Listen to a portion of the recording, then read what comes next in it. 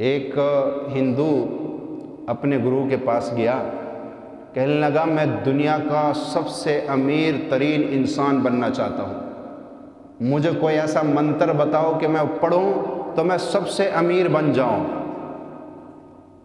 تو آج وہ منتر میں آپ کو بھی بتاتا ہوں، آپ امیر بن جاؤ گے، دنیا کے سب سے امیر ترین انسان بن جاؤ۔ اس نے کہا سب سے زیادہ امیر بننا ہے، مال و دولت تیرے پاس ہو، تو پھر آج کے بعد تو ایک گھڑی بھگوان کے سامنے بیٹھ کر اس کا شکریہ ادا کر۔ ایک گھڑی تقریباً 24 منٹ کی بنتی ہے۔ ایک گھڑی کس کے سامنے بیٹھ کر؟ بھگوان کے سامنے، جو بت بنایا ہوتا انہوں نے، اس کے سامنے بیٹھ کے اس سے کہے بھگوان تو نے آنکھیں دی، تیرا شکریہ، بھگوان تو نے صحت دیا، تیرا شکریہ، بھگوان تو نے اولاد دی، تیرا شکریہ، تو نے بیوی دی، تیرا شکریہ، تو نے گھر دیا، تیرا شکریہ۔ ایک ایک نعمت کو گنواتا جا اور پھر شکریہ ادا کرتا جا، کرتا جا، کرتا جا، کرتا جا۔ کچھ عرصے کے بعد جو مال و دولت کی دیوتا ہے وہ تجھ پہ مہربان ہو جائے گی اور تیرے پاس بہت زیادہ دولت آ جائے گی۔ اب دینے والا تو اللہ ہے۔ تو اس نے آ کے وہی شروع کیا، روزانہ بھگوان کے سامنے بیٹھ کے شکریہ ادا کرتا رہا۔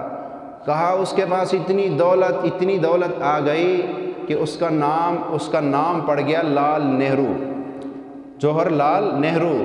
اس کے نام کوئی اور تھا، لیکن جواہرات اور لال اتنے تھے کہ اس کا نام ہی وہی پڑ گیا کہ جواہرات اور لال اتنے آگے اس کے پاس۔ تو کیا خیال ہے، اگر بھگوان کے سامنے بیٹھ کر ایک گھڑی شکر ادا کرنے والا مالدار ہو سکتا ہے، تو کیا اس رحمان کے سامنے بیٹھ کر شکر ادا کرنے والا مالدار نہیں ہو سکتا؟ تو آج کے بعد تم بھی کہو اے رحمان تیرا شکر ہے، تو نے صحیح سالم آنکھیں دی ہے، تو نے صحت دی ہے، تو نے اولاد دی ہے، تو نے گھر دیا ہے، تو 3 وقت کا کھانا دے رہا ہے، تو عزت کے ساتھ کھلا رہا ہے، پلا رہا ہے، تو نے معاشرے میں عزت دی ہے۔ اے رحمان میں تو ایک قطرے پانی کا بھی قابل نہیں ہوں، اگر میں اپنے عمل کو دیکھوں، اگر میں اپنی بے وفائیاں دیکھوں جو میں تجھ سے کر رہا ہوں، تیرے حبیب سے کر رہا ہوں، لیکن اس کے باوجود تو مجھے نعمتوں سے نواز رہا ہے، تو مولا میں تیرا شکر ادا کرتا ہوں۔ آج کے بعد اپنے اندر شکر گزاری کا جذبہ پیدا کرے۔